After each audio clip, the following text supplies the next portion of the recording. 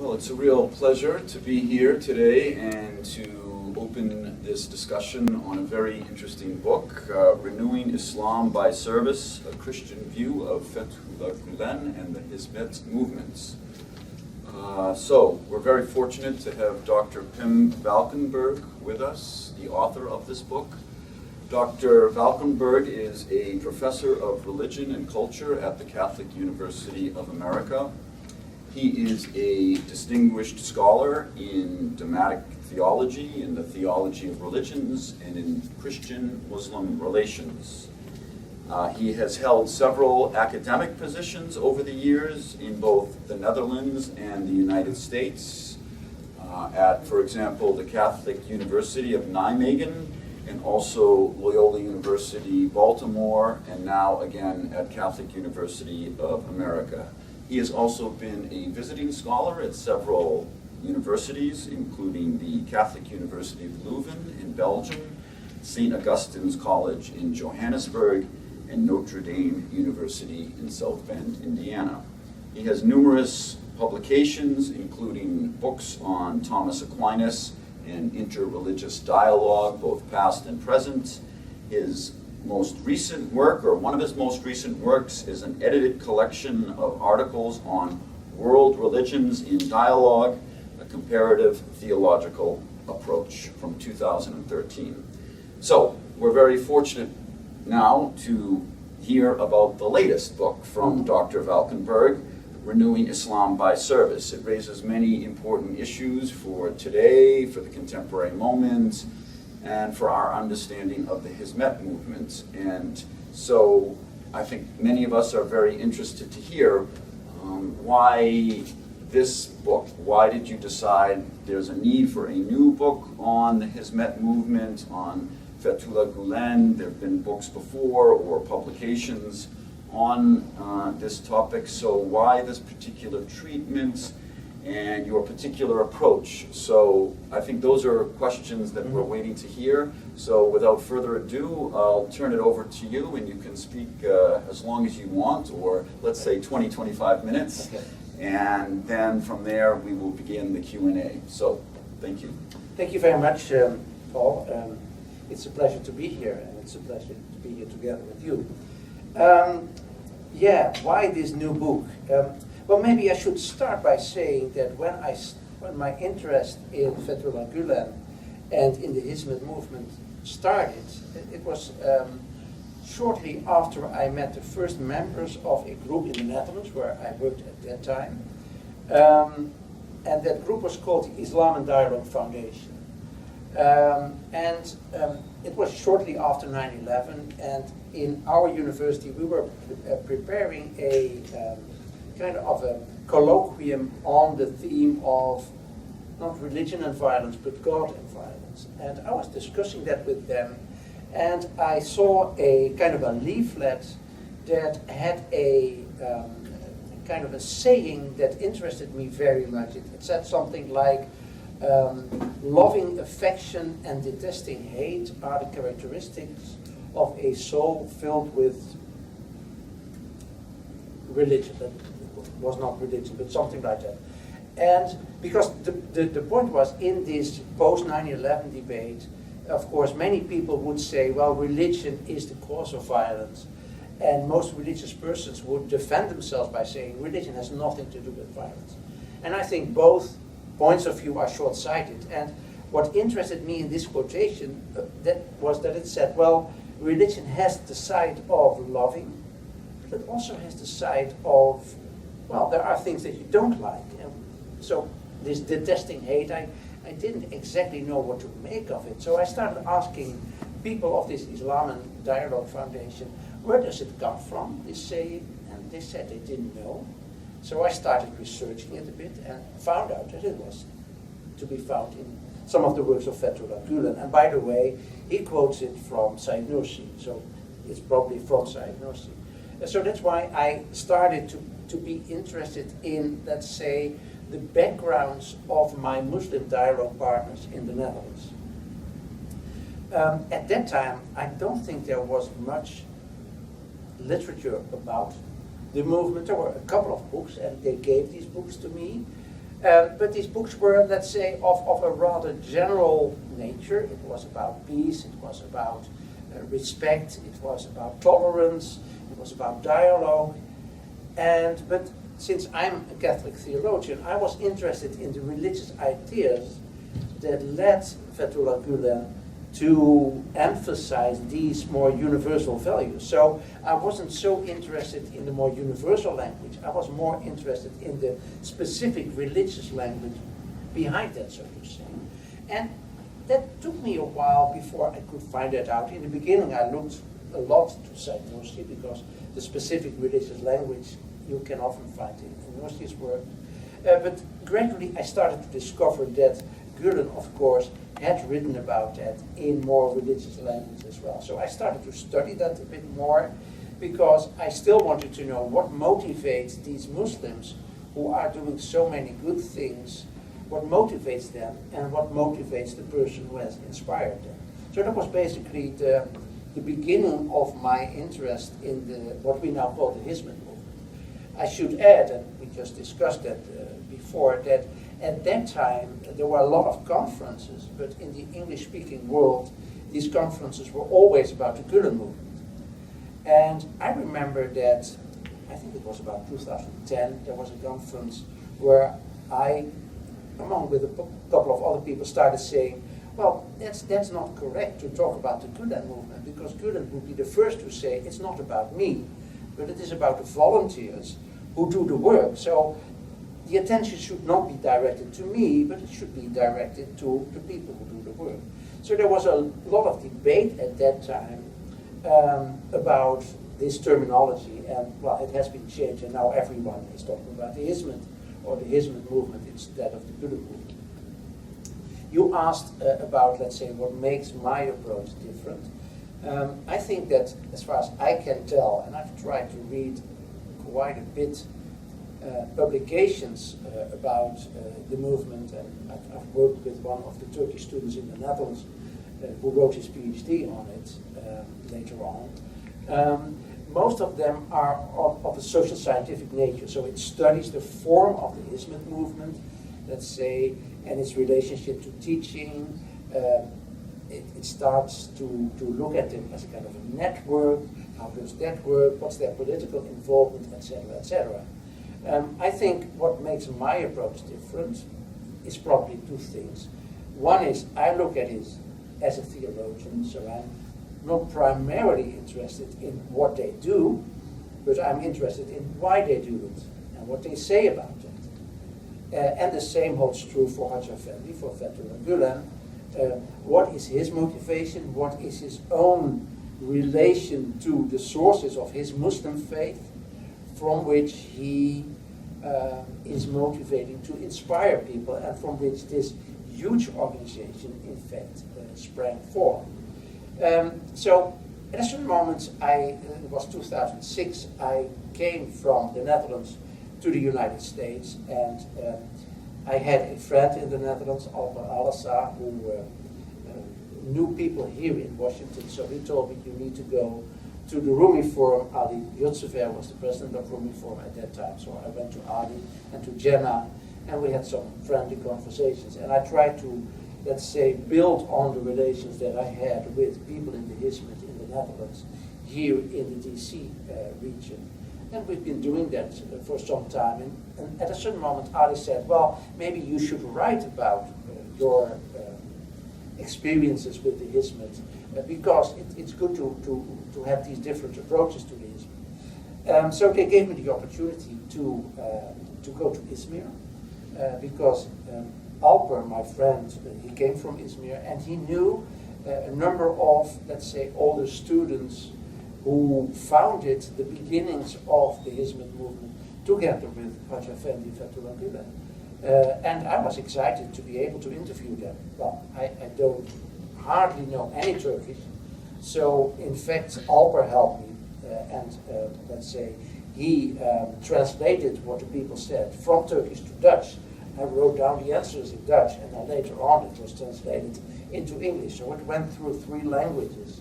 But it was very interesting to hear these stories of these early students of Haj Effendi.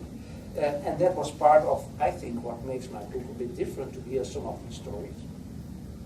The other part is, of course, as a theologian, I look at different things. So, for instance, it is well known that Gülen is influenced a lot by both Rumi and Saint Nursi, so I wrote about that. But I also wrote more explicitly about how does he deal with the Quran, because as a Muslim, of course, your religious language comes from the Quran. So I'm interested in looking what is his interpretation of the Quran. And at that time, there was no literature about it. I found one article, and then later on there was one book, published first in Turkey and then translated into English, about the Muslim sources of Fethullah Gülen. But as far as I know, there's only one book about it. So I tried to look into that. And I found out, and maybe that's something for the discussion later on, so I concentrated on 2 points that I think, for me, made clear what motivated Hoca Effendi in his inspiring people. So the first concept is, in Turkish, Rizallah, or in Arabic, Ridwan, Ilahi. So to work for God's pleasure, that's basically the idea. So everything that you do should be done in order to, let's say, make a better relationship with God, and to try to do it in such a way that in the end God will be pleasured about what you did, and you will be pleasured about what you got from God. So that's, and you can find a number of texts from the Quran, and that's of course in the book, that discuss that idea of working for God's pleasure. For me, that was kind of the interpretive key. I mean, as a theologian, you always look at, is there something that I can find as kind of a key that opens me to the world of this movement, and that gives me a kind of a better understanding. And I remember very well, we were in Izmir, and we were looking at a sermon, because that was one of the other things that I was interested in. Because in the English-speaking world, we of course only know the, let's say, the books written by Hoca Effendi, some of the articles, some of the magazines, but we do not know so much about the sermons. Well, if you look historically, people became interested in Fethullah Gülen because of the sermons.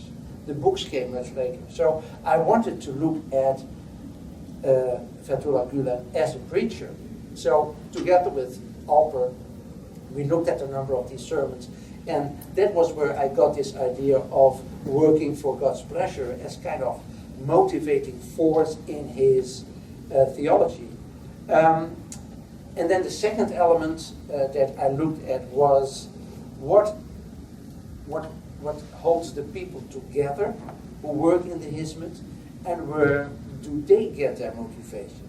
So I looked at the institution of the Sohbet, the coming together to read texts together from Hoca Effendi or from Said Nursi or the Quran. And I've witnessed, and I have been participating in some of the Sohbets, both in Turkey and here in the United States. And I noticed that there was a very interesting combination on the one hand, theological discussion, and by the way, we have had these theological discussions here at Rumi Forum, with the people of Rumi Forum, together with the delegation from the Catholic University. I don't think you can call it a Sohbet, but it's quite close. It's kind of a religious discussion that you have together, in which you try to go to the roots of what moves you as a religious person. So the Sohbet, I found out, is very important for the people who are devoting much time. So some of these people in Izmir have 5-6 Sohbets every week in different circles, but they go there and they discuss with people, and I can see how that works for them as kind of a motor to get them going and to keep them going, and really devoting their life to good cause. So that was the Sohbet. Now, and then the final chapter of my book is kind of a comparative chapter, in which I try to be a bit more explicit about what happens if you look at Fethullah Gülen, if you look at the Hizmet from the point of view of a Christian theologian. What do you see, and what are the connections that you can make with your own tradition? So one of the things, and I just discussed these sermons. So some of you may know that Fethullah Gülen is known as the crying preacher. There is a little part on his website that has the question, why does he cry? And that's part of an interview, an old interview, in which Hajj Effendi answers that question by saying, well, maybe God has made me someone with, let's say, a big heart that goes out, and that is when people are in need, I feel with them. And in one of his sermons, I remember, that was one of the famous sermons, he describes his own situation. He says, well, when I lie on my bed in the night, and people have shown me where he was, in the Kestanabari mosque in Izmir, he had a little place for himself, pretty much like the place that he has for himself right now, where he lives now in Pennsylvania. But it was a very austere, a very sober place. And he says, well, when I lay down, I always have before my eyes the people who are in need, who need to be helped. And I have the idea, I cannot just lay down quietly and sleep while people have so many needs. I need to get out and help them and work with them. And I think that's exactly this motivation that also comes back in this idea of crying. Crying has to do with feeling very clearly the need of other people as your religious duty to do something with it. And I think that's exactly the title of my book, Renewing Islam by Service, comes forth from that feeling of when people are in need, and in that case, in Izmir in the beginning, it was the need for education, later it became the need for dialogue, later it became the need for charity. These are the three fields that the movement is mainly working on. But it's this idea of God has created me a human being who cannot just be cold to the needs of others. That's kind of what motivated him. And that also showed that not only made he other people cry in his preaching, but he cried himself. And I connected that, and that's maybe the point of my book that some people might find the most strange one, to a tradition in Christianity, which also, it's called the gift of tears. So in Christian spirituality, you have a Benedictine and a Cistercian tradition in which the monks, so it's a monastic tradition, also try to live as closely as possible to, let's say, to fulfill God's will with their lives. And there is a sermon that I quoted from Bernard of Clairvaux, a sermon on the Song of Songs, in which he says, well, and it's in the Adventide, so the coming of Christ, the coming of Christmas. And he says, well, when I read about the prophets in the Old Testament, in the Hebrew Bible, and I see how much yearning they have for the coming of Christ, they really want, and of course it's a Christian interpretation of what the prophets say, so there will be a different subject. But that's his interpretation, and he's saying, when I look at our Christians, we are so cold. We don't want Christ to come. We don't want real Christianity. And I cry because we cannot do what God has created us to do. So, and then I thought, wow, that comes very close to what Fethullah Gülen says. Okay, and then the final thing, you see something very similar. Ignatius of Loyola, the founder of the Jesuits, who also has this, if you look at his reminiscences or his spiritual autobiography, it's all about crying almost. And of course people would say, well, isn't that a little bit pathetic? Well, the interesting thing is, Ignatius was writing this at the same time when he was founding the Jesuit order. So he was very active.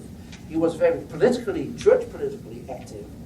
And I see the same combination of, let's say, deep spirituality and a very active life also in the Hizmet and its foundation. So I saw these parallels with, let's say, Christian forms of spirituality, but also with the Jesuit more active form of life. And I think, yeah, for me, and that's, I think, how, for me, comparative theology works. You learn from another tradition, and you learn to see something new, and then you look at your own Christian tradition, and you see that in your own tradition there are very similar things that can help you to look again and maybe see better or see more or have a new interpretation. And I must say that's what I found most fascinating, and that's what I still like a lot. And I mean, I think I can write more things that would go in the same direction. And now I come back to your first question. So I think that is what makes my approach to the Hizmet movement different from people who mainly approach it from a social scientific perspective. Yeah. Thank you Is so that much. 20 minutes? Yeah. Yeah, perfect, perfect. Wow, you have an interior clock. That's what you have for teaching, isn't Yes, it? yes, it comes with teaching, exactly. Well, thank you so much. Yeah. You've really highlighted the contribution of this book in the theological approach, which I think is really, really important. So often we have people studying religious movements, but that approach, whether it's Muslim or Christian movements, and they completely leave aside the theological angle for maybe one reason or another. Perhaps they're not trained in it, so that's a real contribution. So maybe I can just use my prerogative as the moderator to ask a first question, and then we'll open it up to everyone. And I'd like to just concentrate for a moment on the title, Renewing Islam. So this concept of renewal is very deep in Islam, and you've touched upon it, of course, but this idea of renewal by service or through service. You have lots of renewal movements today that are calling for political renewal or political reform, and others who say, well, the renewal has to be in terms of correct worship with no innovations and things like this. So I'm wondering if you can talk a little bit more about this concept of renewal, in particular to the goals of the Hizmet movement in Islam today. But I'd just like to add a secondary question, because you end the book by saying that the Hizmet movement can be an inspiration for Christian groups to do renewal. And I'm wondering if you could speak a little bit more about that, or if you could give an example or some concrete idea how you think that might work, that a Christian group would look to a group like Hizmet for its own renewal activity. Would it be looking to draw upon the emotional, the affection side of things, this crying that you talked about, or would it be the service side of it? How exactly would a Christian group look to this concept of renewal? So I guess the two questions then are this concept of renewal in the larger scope of the worldwide ummah, the worldwide global Muslim community, and then vis-a-vis Christian movements. Yeah, okay. I remember one of the first things when, let's say, I had a first manuscript ready. It was sent to a couple of Islamic, Turkish scholars. And I remember one of them sent me an email and said, oh, that's an interesting question. I've never thought about it. But yeah, I think you're right. You can see Fethullah Gülen as a mujaddid, as a renewer. And I think let's give credit to whom credit is due. I think it's Ihsan Yilmaz who has formulated this idea of tajdeed by conduct. So he says what you see in the Hizmet movement is a renewal of Islam, not so much by reformulating doctrine or reformulating religious practice, but by giving a new example in their conduct. And I think I followed that lead more or less. I've always found that very enlightening. And once again, so it comes from a Muslim scholar. And of course, there are many traditions about renewal and the boundaries of renewal movements in Islam. I think what makes this renewal movement different from other movements, as far as I can see, is that it is so very clearly concentrated on the idea of Hizmet. So that's why I'm so happy about that it's no longer the Gulen movement, but the Hizmet movement, because that is what it is all about. It is about the idea of service as something that is very basic to the Islamic faith. And of course, one of the points, I jump to your second question now, even though I've not fully answered the first one. I think that is something that this Islamic movement can show to Christians as well. It's not so that there are no Christian movements who have it as well. So for instance, you can think of, let's say, the Focolare movement or the San Egidio community. These linkages have been made. So I talk about it very shortly, but because others have done it, I remember John Morelli has written about it, among others. I didn't want to go too much into it. So answering your question, I think there are very similar religious movements in Christianity, but I also think that because of its wide variety of people who are working in the movement and its three broad fields on which it is working, in education, in dialogue, and in charity, that it can open the eyes of Christians for how Islam can be. And of course, at the back of my mind is a verse that has been, ever since I've read the Quran for the first time, it's in Surah Al-Ma'idah, the famous verse that says, if God had wanted, he could have made you one community, but, between brackets, God wanted the differences.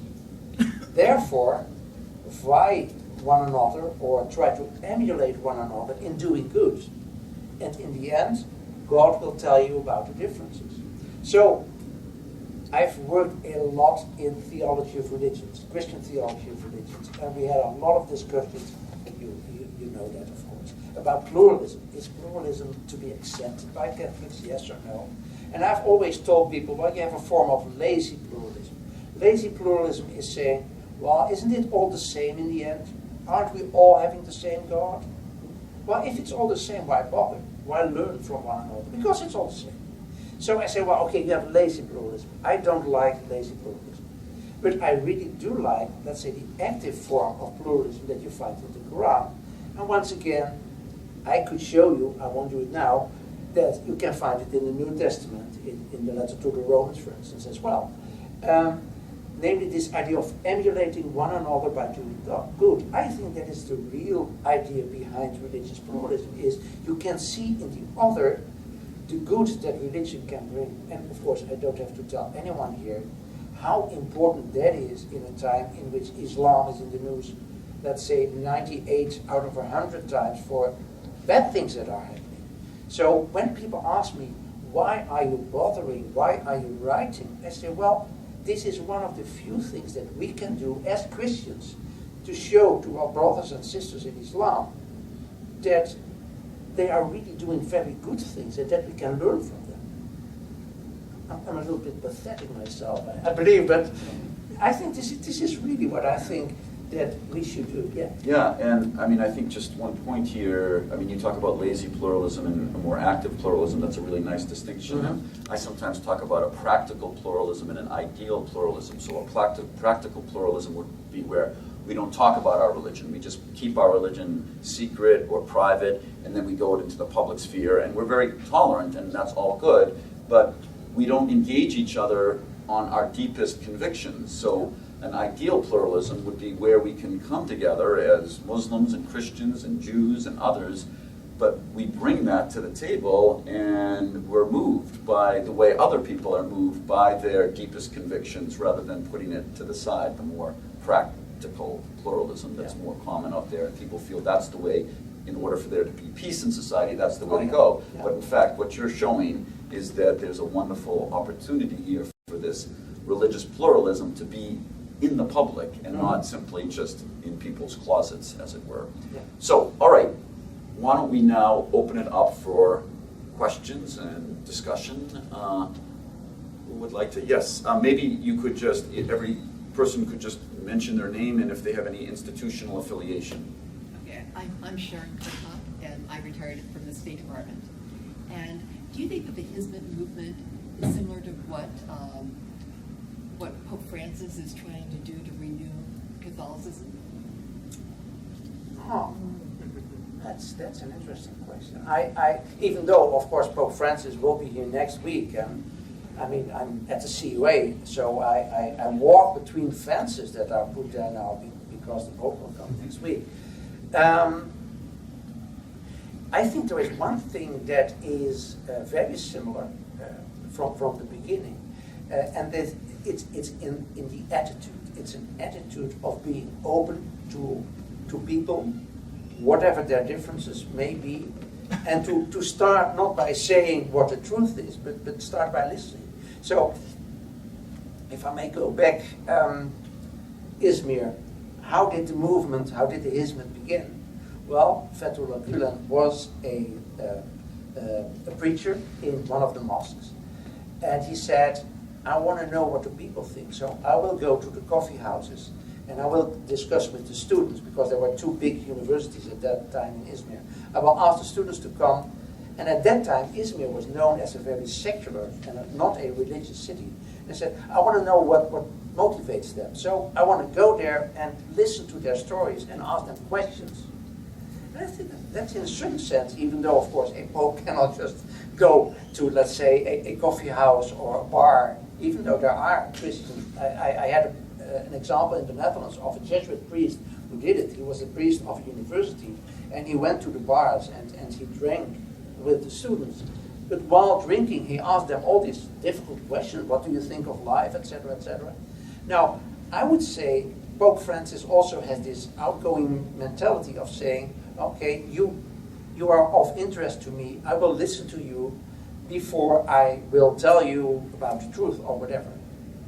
Now, of course, that's much more can be said. And thanks for asking, because I think it's I will keep on thinking about that for some time. Thank you.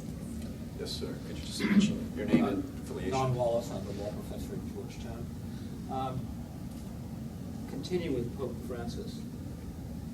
Is the Pope the organized leader of an organized church? And one impression one has of Islam is that it does not have an organized leader. Caliphs and others imams to one side. Is it possible to scale up from the work of Hizmet to have the kind of sweeping reform, if you will, of Islam that conceivably the Pope can have, at least Roman Catholicism? Okay, yeah, thank you. Very interesting. I would say in my answer, the first thing that I see there is kind of a danger rather than a possibility, even though I think there are possibilities as well. The danger is this: what I see happening the last 2 years with the Hizmet movement is that it has become more and more kind of a contested movement. Of course, you had in Turkey certain political movements, and of course because I had finished my manuscript, I was thinking, okay, until 1.5 years ago, everyone would say the AK party with Erdogan and the Gulen movement were working for the same goals. They were working alongside one another, and then you get all these clashes. So how can you explain these clashes? I would mention two things. One of them is, well, one of the problems, I guess, of the Hizmet is, in a certain sense, it has become too powerful. It has become too influential. It has too many people working with it, so that other people are maybe mistrusting them, thinking, what are they doing? Are they some kind of a secret movement that are doing all kinds of things? And I always have to be reminded of the Jesuits, because the same suspicion with the Jesuits, they became too powerful, so people wanted them out of the power. So that's why I say, well, the first thing that I see is kind of a warning sign. If they become too big, there will be kind of a backlash. On the other hand, the other side that I see is of this, let's say, so when you ask why these clashes with Erdogan's movement, I think part of it is also because they want to prevent, let's say, the powers that be to develop more and more, as you see now in Turkey. I have to be a bit careful, of course, talking about politics, because it's not my field. But you can say, well, what I hear, at least from the point of view of the Hizmet movement, is that they say, well, we want to keep things pure, so we do not want corruption, so we will fight against corruption. And I would say, with Pope Francis, you see something similar. So I think if there is one thing that speaks to me as a Catholic believer, it is his symbolizing poverty. And by the way, in Fethullah Gülen's personal life, it is the same. He is a very austere person. He doesn't have things, he doesn't need things. of course, his followers have a lot of money. So that's a very interesting contradiction there. Yeah, so it's kind of a mixed answer that I give. And again, it's a very interesting parallel. And again, the Jesuits come in there somewhere as well. Right. And perhaps a parallel there, though, there is much more emphasis on decentralization and this concept of sohbet. So, I mean, if one were to imagine the Hizmet movement without Gulen, it might be the same in a way. I mean, this symbolic witness of simplicity and an ascetical life and almost humility and poverty is very, very powerful that someone like Fethullah Gülen and Pope Francis can do. And that just kind of becomes an image that people gravitate towards. But this question, it just seems to me that there's a kind of an inbuilt spiritual democracy alongside his very powerful presence in the Hizmet movement. So would you say that's due to the sohbet dynamic? Or you mentioned the powerful or wealthy people. I mean, are they taking part in this sohbet? And so it's almost like they need to take part in the sohbet, but they don't need to plug into the queen bee, as it were. Yeah. So of course, one of the questions is, and I discussed this with a number of Turkish people with whom I spoke, because I said, okay, is it a faith-based movement or is it a faith-inspired movement? That's one of the discussions. For me, but of course, I look as a theologian, it's still a faith-based movement in the sense that I cannot see very well how you could be a member of the Hizmet without this basis of faith. At the same time, it is of course true that there are people working in the Hizmet who do not have a strong basis in Islam. Maybe Jews, Christians, I know, consider themselves members of the movement. So they might be working from a faith base, but it's a different faith base. So that's one of the questions about different ways in which people can be members of the movement. I would say one of the interesting things of this sohbet is it's indeed kind of making it more democratical. Also, so I have one of my students working on this in a similar dershana, so it's more the Said Nursi movement, and he says, well, their spirituality is very democratic. Each one of them reworks, so to say, the sources of Islam in his or her own way. There is no central authority who says you should do this. In the Hizmet movement, it's similar. There is not a Hizmet mosque. There is not a Hizmet theology. So in that sense, it's very decentral. People can do it. And I think that's one of the ways in which it fits very well into the West, because it's, in a certain way, a very personalized faith.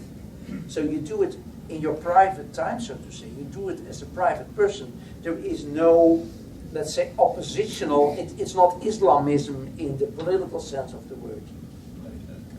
Corporate institution from a hierarchy. Yeah. The lady in the back, yes. Yes, Heather Exelson with the Centers for Faith-Based Movement Partnerships, also a student of International Relations. My question for you is, earlier, at the beginning of your talk, you mentioned the diverse views people have in the relationship between religion and violence. And I'm wondering what your perspective is on this relationship, and how your vision of service touches upon this relationship with violence. Okay, thank you. Wow. You get me thinking all kinds of ways. So I started saying that for me, let's say the somewhat unilateral kind of answers, in the sense that religion is the cause of violence or religious is anti-violence, it's always only peace. Well, of course, I can see that many Muslim authors will go that way. And I see it mainly as kind of a defense mechanism. If you are so many times people tell you that Islam is violence, of course you start to defend Islam. So that's what fascinated me in these words, if they were by Fethullah Gülen or Said Nursi or both, is that it more or less had the two sides, because I do think that, of course, there is a very peace-minded way of religion. And when we are talking about interreligious dialogue, for instance, which is the field that I'm working in, of course we try to work with that. On the other hand, I believe that people always have their, let's say, prejudices. I mean, I always have my prejudices about what a Jew think, what a Muslim think, what an African American think, what Asian people think, etc., etc. And one of my deepest convictions in dialogue is that if you do not, let's say, bring that into the story, it's just left outside, but it is left untouched. So we need to touch on it in order for interreligious dialogue to really work. That's one of the reasons why I like the term Abrahamic religions. Many people say, well, that's nonsense, etc., etc. Or they say, well, these stories about Abraham are very problematic because there is so much violence. There's violence against women. There's violence against sons. There is violence about, let's say, letting people masquerading. He brings his wife, and etc., etc. So everything that can go wrong goes wrong in these stories. And I said, that's exactly why we need to use these stories. Because these stories tell about who we are. And of course, being a Christian, I would probably add, well, we are sinners. I have to translate that for our Muslim friends. But you say, okay, we have these negative tendencies in ourselves. So if we just blot them out, let them not be part of the dialogue, they will come back to haunt us. So I'm looking for ways in which there can be a dialogue that is, let's say, more robust, that tries, for instance, I'm doing a lot of work on the Quran, and the Quranic texts about the Ahl al-Kitab, the people of the book. And again, just like Abrahamic religions, people of the book, for instance, in the Common Word process, that's another text about the people of the book, is so often used to say, okay, this is what we have in common. And I'm a bit skeptic about it. I think, yeah, do we really have that in common? I'm not so sure. And by the way, if you go to the text of the Quran, it says that you need to come, and the Arabic word is kalimatun sawa. Sawa does not mean common. It means equitable. It means equal, on the same plane. So I would say the ideal dialogue is not a dialogue in which we look what we have in common, but in which we, each of us, try to go to our own tradition and find something that, so to say, answers what the other says, that contributes to the ongoing discussion. And having the negative points of view, because the text of the people of the book, if you look at it in the Quran, they are mostly negative texts. They are not, we are all friends. It's, well, you don't fulfill what God has given you as revelation. So I would say if we can find ways, and of course peace studies and conflict studies are all studies that know much more about it than I try to learn from them. But if we can have forms of dialogue that incorporates these negative points, they will bring us much further. And I would say they are much more realistic also in the present day and age than these dialogues that only try to be friendly. I know I'm kind of making kind of a pastiche, but yeah, sometimes we have these very abstract ideas, but I guess one question here, or one point, of course, the interesting thing, the Hizmet movement doesn't look at the Christian or the Jew as the enemy. They look at poverty or ignorance as the enemy. So not a human being, but these vices or these common problems we have. But I guess one interesting maybe side question to this woman's question is whether there are people in the Hizmet movements not only meeting with Jews and Christians, but doing a kind of Muslim theological reflection on Christianity as you've done on the Hizmet movement, because that would be very interesting. Okay, the Jew is the friend, the Christian is the friend, it's poverty, ignorance, those are the things that are the enemies, but still, and I'm not necessarily asking you to answer this, but perhaps you might know of, or not, of some Hizmet movement people or Muslim thinkers who are doing that type of theological reflection, a reflection on the value of the other religion, not just the value of this human person, but the value, and so I should serve them, yeah. But the value of the other religion. Yeah. Well, that's, I mean, in the whole movement of comparative theology that I'm working, people often say, yeah, well, it's still very much a Christian movement, and people from other religions are not participating so much in it. I think it's a matter of phases. So it is a matter of it begins somewhere, and then when let's say, the intellectual climate changes, when the circumstances changes, you see elements coming. So, for instance, what I see is someone like Mona Siddiqui, for instance, in Scotland. She has written this book about Christians, Muslims, and Jesus, which is a perfect example of a Muslim voice. I don't think she's a member of the Hizmet. Zeki Saritra certainly is John Carroll University. And he has written also a book on the Muslim view of Jesus. So I think things are coming. And certainly, I mean, I even have Muslims, one of them is here. I have Muslim students at CUA, which would be unthinkable 20 years ago, maybe even 10 years ago. So things are moving, yeah? Yes, good. Yes, sir, did you have your hand up? Yes, my name is Imam Ali Siddiqui. I'm from Muslim Institute for Interfaith Studies and Understanding. You made a comment earlier, and I see that Maulana Rumi, Hizmet, Nursi, and present Turkish government, they are different, using different methodologies. So which goes in line with Prophet Muhammad says, Ar-Rahma fil ikhtilaf wal firqa azab. That there's a mercy in difference of opinion. But when you take one opinion, run with it, and create a group, then there is a problem. So I don't see any what Hizmet doing, what Maulana Rumi written, what Maulana said, Nuruddin Mursi Hassan.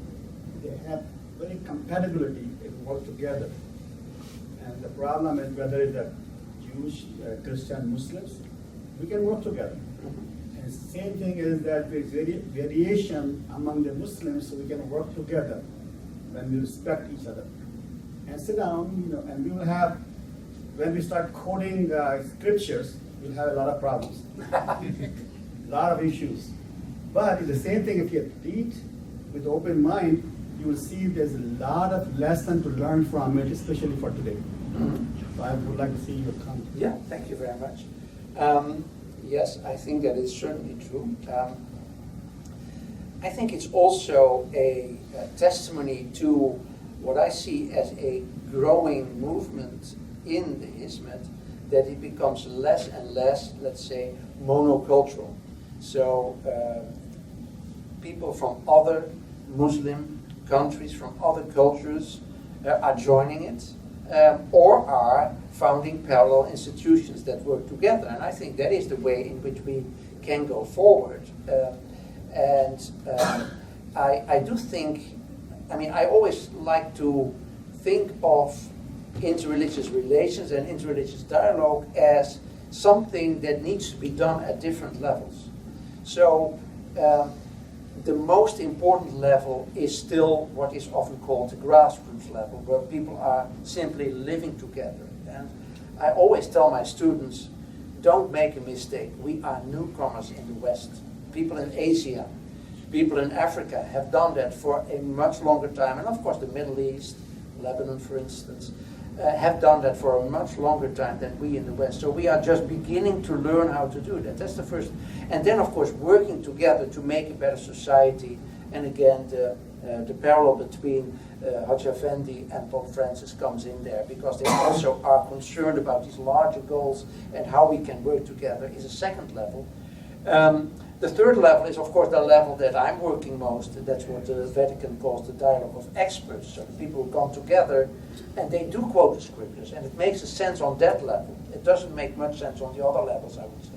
But for them it does make sense. And I'm still looking and still hoping to find contexts in which Christians and Muslims can do the work of really learning together and going through their scriptures in a way that is truthful, but at the same time respectful. Because I think if we leave quoting the scriptures to, let's say, the polemical people, that's a loss. So we need to learn to do that as well. But it's one of the levels. And then the fourth, and I said that the first level is the most important, but the fourth is also most important in a certain sense, is the level of spirituality. So, and I hope, frankly, that my book shows how to go from the level of theology to the level of spirituality, because I think what I've been talking about in what inspired me to learn from Fethullah Gülen and from the Hizmet movement is not about theology. It's mainly about spirituality. and how you can, let's say, let that spirituality work in the real world. Maybe I can point to the cover of the book and the picture of the Ramadan tent, because you know, when you publish a book, it's always, okay, what's going to be on the cover? And there used to be always a picture of Fethullah Gülen. So I said, okay, one thing, no picture of Fethullah Gülen. But then what? So they had a, and I asked Rumi for, can you send me some pictures? And I was thinking, well, I know they have this Ramadan tent in Virginia. And for me, that's the perfect model of Hizmet. Hizmet is indeed service. I mean, it's not being in these nice buildings, it's being in the Ramadan tent. And being with the people there in the neighborhood and receiving them and having a meal together with them, which of course for Christianity is about the oldest symbol for religious community that you can have, but also in Islam, of course. And then you see this nice thing about Happy Ramadan. I liked it because it's so Islamic and it's so American. I mean, it's like Happy Thanksgiving, Happy Christmas, Happy Rosh Hashanah for the Jews. Happy Ramadan is very American, and it shows also how the Hizmet has become very American. So I like that picture so much. Yes, sir. Hi, I'm Timothy Kane, and I oversee religious life at George Washington University. I also do a lot of presenting with international visitors to the Department of State. I actually met with a group yesterday from Asian countries who are looking at interfaith outreach. I appreciate your talk of active and ideal pluralism, and I'm curious to see if there are other distinct best practices within faith-based, belief-based identities, different from sort of interracial dialogue or dialogues around other sort of identity differences and diversity. So I do find when I work with interfaith dialogue and interfaith talks, it's a unique and I think often most challenging arena. And so I'm curious if there's other, besides mentioning difference and not avoiding sort of that elephant in the room, and other things, you know, I appreciate those 4 dialogues.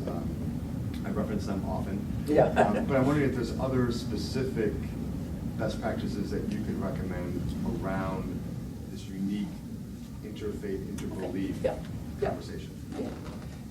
Very short, if I can be short, ever.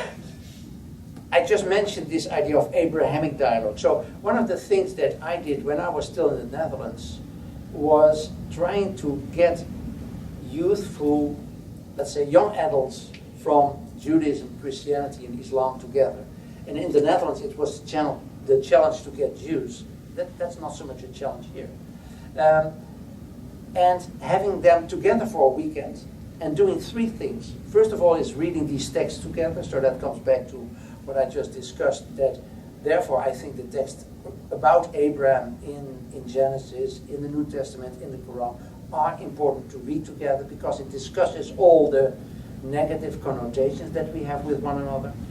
And then visit one another's religious buildings and religious services. And then doing service work together. So there's 3 different activities, and for me, and I must confess, I've only done it a couple of times, and then I came to the United States. But having these 3 things together, discussing texts, doing service, and visiting one another's religious events, brings together these dimensions in a very fruitful way. And for young people, having a weekend like integrating and working together, and I should say that's probably even more true in Europe than it is here. When problems arise between the religions, we have interreligious friendships to build on. And of course, I hope that this is one of the initiatives that really works to build from the bottom these interreligious friendships. That's one thing. Second thing, final thing, is something that I did a lot when I was at Loyola in Baltimore. I worked a lot with service learning.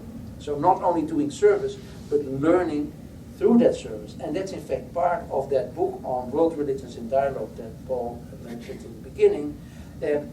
So I wrote a chapter on service learning, sending my students of world religions, because all of our students take world religions. They like that. At least at CUA they like that because they don't have to take so much classes about Christianity. So they like world religions.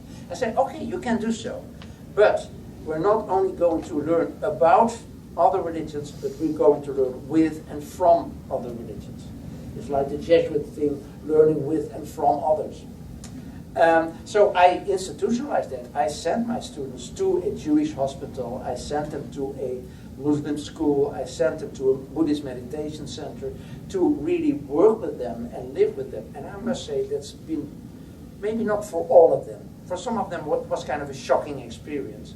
But for most of them, they told me, well, this is really a formative experience in my college education. So it's a, yeah. I think that's... Yeah, it gets to this notion both of the spirituality of action, but also kind of action-based knowledge. I'm also involved in bringing graduate students back and forth between Morocco and this country, and you can study all sorts of things, religious ideas or the history of religiosity in America, and that's all wonderful. But really the things that cement it all are when people act together. When we go to a soup kitchen or some other activity, Muslim, Jews, Christians together, there's some type of knowledge that comes from that action that you can never get simply from an exchange of ideas. So, I like that idea of the spirituality of action that you were, or the spirituality of service. There's a knowledge to be had from it. So.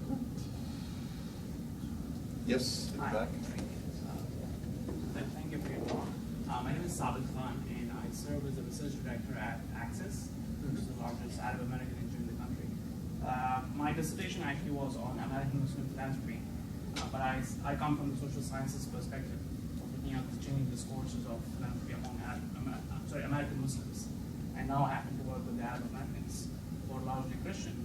So it's interesting I'm getting sort of both sides of the coin. So my question really to you is, in Western societies, we are in a Western sort of context, where religion sort of is a very private affair, even still, whereas Islam, I'm a practicing Muslim. So as I understand Islam and as I practice it, it is a very public, expression of your faith. Zakat is a very public expression, which has certain values and norms attached to it. So does volunteering. Everything comes with values, and values are, in a public context, can become problematic, as we all know. So how do you think, from that perspective, how can a movement like this, or even an individual, reconcile those values without getting into tussles? There is the angle of dialogue, of course, but as a concept itself, a lot of people don't want to engage with it. They're saying, oh, this is too problematic. They start projecting their own fears. I have seen this in my own research. My own committee had anxieties about what I was saying, which, I'm trying to be as, you can't be objective, I'm trying to be as sort of distant from it as possible. But you get these perceptions. So what is your take on that? I think we've just got 2 minutes. Okay, so I'll be very short. Well, I think, so part of it, I would say, I would go in the direction of what Tariq Ramadan says, of being a member of society. Muslims have to learn to be members of society. That's for the Muslim side. On the other hand, I would also say, well, as a Catholic, I would say this privatization of religion is a problem for me as well. So I would think that's something that Catholics and Muslims share, that they still have the idea religion should not be something that is only a private matter. It should have a public influence. This is too short. Good. Well, this has been a very rich discussion. So many more questions and issues to pursue, but it's really got us thinking. I hope you've enjoyed this sohbet. And please join me in thanking Dr. Pim Valkenberg.